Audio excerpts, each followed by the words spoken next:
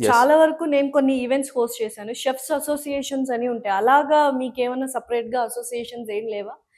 Chefs association అనేది మా దానికి సంబంధించిందే. అవును. బట్ బట్ మీ ఇప్పుడు మీ ఫ్యాకల్టీస్‌కి కేటగరీ. సంబంధించి సెపరేట్‌గా అసోసియేషన్ అంటూ ఏమీ లేదండి. ఓకే. ఒకవేళ ఉంటే ఉంటే డెఫినైట్‌లీ ఇటువంటివన్నీ ఉండాలని కోరుకుంటున్నాను. ఒకవేళ ఉంటే నేను కూడా పార్టిసిపేట్ చేద్దామని సో, అయితే అనుకుంటున్నానన్నమాట. ఫ్యాకల్టీగా ఎళ్ళొద్దు అంటారా? ఎళ్ళిన 40 లేదు ఇయర్స్ లేదు. తర్వాత? యెస్. ఎక్స్‌పీరియన్స్ ఉంటేనే వెళ్ళండి. రెప్యూటెడ్ కాలేజెస్‌లో సాలరీస్ ఉన్నాయండి. నేను మళ్ళీ వాళ్ళని అనవసరంగా చెప్పట్లేదు. అర్థమైంది. ఓకే. హ్మ్. వెరీ ఫ్యూ కాలేజెస్ నేను అదే చెప్తున్నా. 3 ఆర్ 4 కాలేజెస్ ఉన్నాయి. హ్మ్. మంచి సాలరీస్ పే చేసేవి. హ్మ్. మిగతావన్నీ 12 సంవత్సరాలు, 14 సంవత్సరాలు ఉన్న వాళ్ళకి పొజిషన్ లేదు. సాలరీ మంచిది కూడా లేదండి. Oh! Only for survival they are working. Working. I am literally telling you. అంటే ఇది మీరు క్రాస్ చెక్ చేసుకున్నా సరే yeah! This is the definitely. Truth. అంటే కొన్ని యెస్. ఫీల్డ్స్‌లో కొన్ని అలా ఉంటాయి. అంటే గ్రోత్ ఉండదు. But we have to yes. Work because for the survival అని. So, exactly. అయితే మీరేమంటారు? ఇప్పుడు స్టూడెంట్స్ చాలా ప్యాషనేట్‌గా ఉంటారు. హోటల్ మేనేజ్మెంట్ చేయాలి అని. వాళ్ళకి ఎటువంటి సజెషన్స్ ఇస్తారు?